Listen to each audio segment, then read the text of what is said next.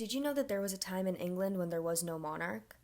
Welcome back to Theater History Thursdays. Today we're talking about Restoration Theater. In 1642, civil war broke out in England between supporters of King Charles I and the parliamentarians led by Oliver Cromwell. In 1649, the Puritans chopped off the king's head and created a commonwealth ruled by Parliament.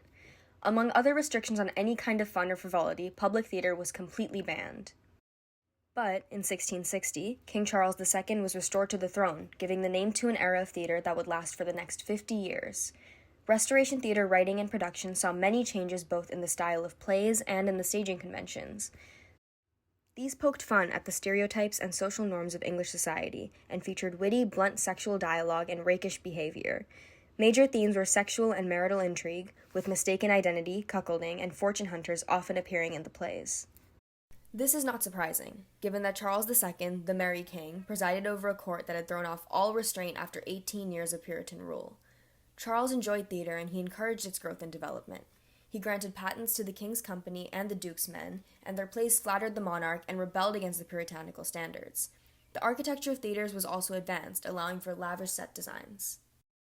And, for the first time, women were allowed to appear on stage.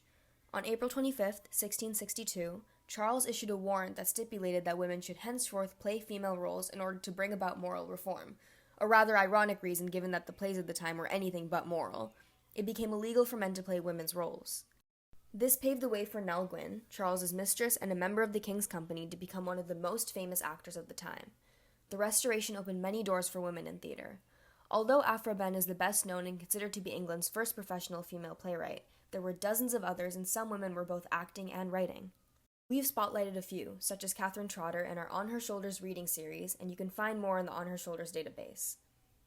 That's it for this week of Theater History Thursdays. Stay tuned for more theater history with new perspectives.